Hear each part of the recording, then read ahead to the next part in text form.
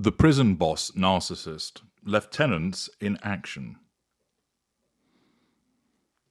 I'm often asked what's the spread between male and female narcissists. It's roughly 50-50. Many people think there are more male narcissists than there are female. It's not the case. The distribution is roughly equal. The distribution is less equal when it comes to the sub-schools. You find more males amongst lesser, more females amongst mid-range. Whilst females do use violence, physical violence, it is less often, and they utilize other forms of manipulation than physical violence.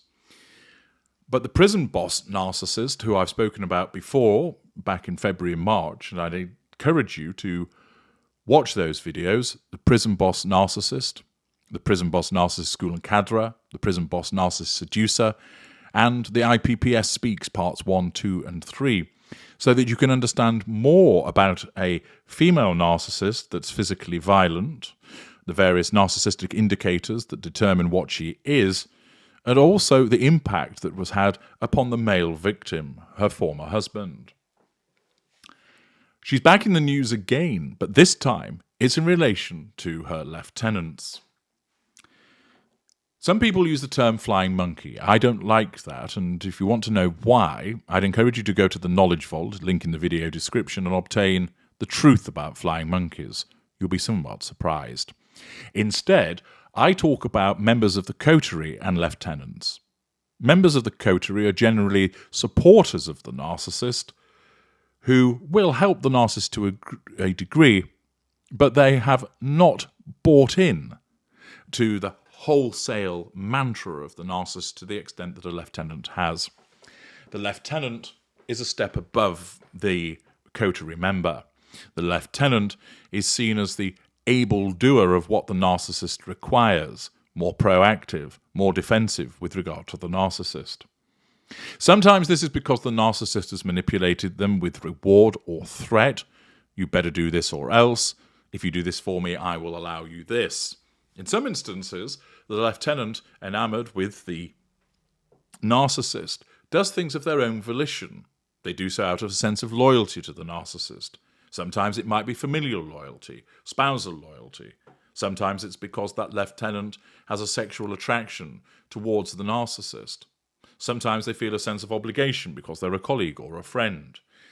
And therefore, they do many things of their own volition without the narcissist necessarily having to tell them what to do. It isn't always the case that the narcissist says, I need you to go and put a brick through that person's window. Instead, the narcissist will complain about the way that they've been treated by an ex, and therefore, as part of showing their loyalty and teaching that horrible ex a lesson, they themselves decide to go and put a brick through their window. The Daily Mail reports, written by Kevin Donald, that the brother and lover of a prison reform boss who tortured her husband throughout their 20-year marriage are both facing court for intimidating potential witnesses in her trial. Witness intimidation is a serious criminal offence, and of course, it is important for a narcissist to try and nullify the threat to control that's posed by witnesses who would speak out against her. In some instances, the narcissist would do that themselves, but in other instances, they would rely upon lieutenants and coterie members essentially to do their dirty work.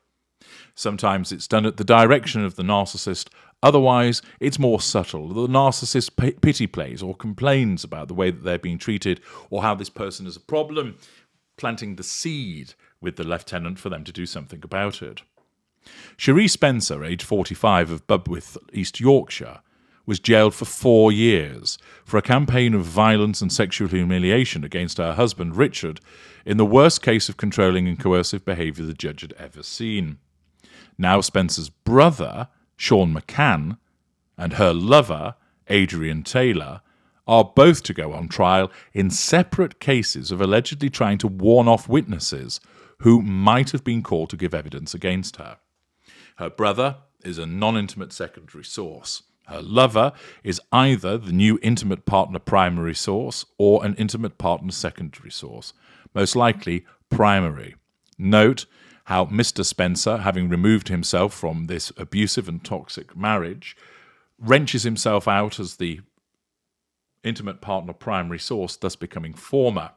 That creates a problem for her, as she no longer has an intimate partner primary source and therefore took action to replace him with the lover. Spencer made 46-year-old Richard's life a living hell, with verbal attacks and beatings that left him cowering on the floor in the fetal position. On one occasion, she defecated on the floor and forced him to clean it up, and on another she beat him with a wine bottle so badly it permanently disfigured his ear, physical violence and belittlement.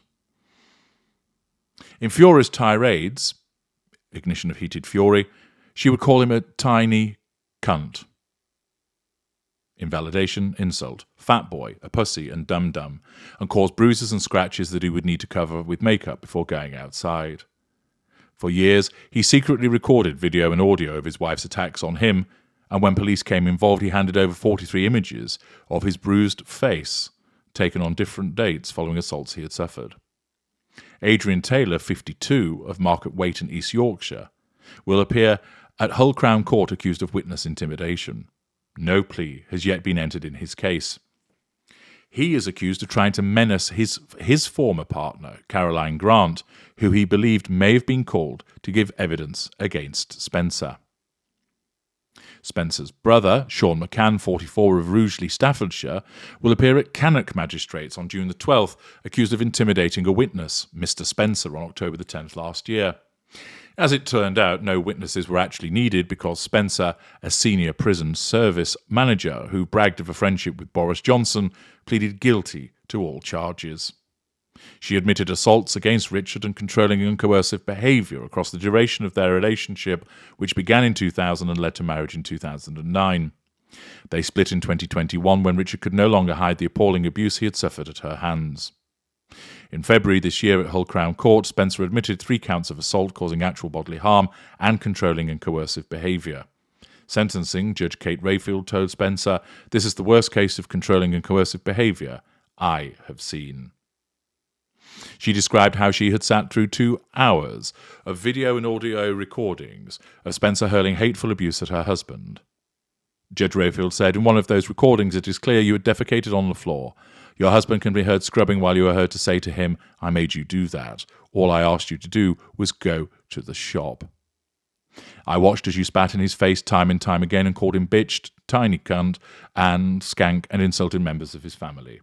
You whispered in his face in the most sinister way, shouted demands and instructions at him, get the fucking chicken on, get to the fucking shop, and warning him, you will learn." The judge added, "By your actions you intended to humiliate or degrade Richard, and you have caused him significant psychological harm.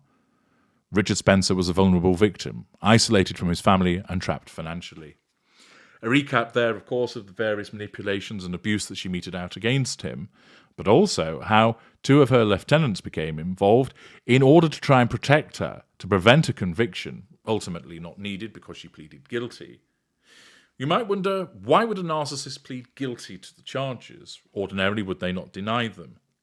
In some instances where she deems that it would be appropriate for her to do so, she would do so, because it would get her a lighter sentence.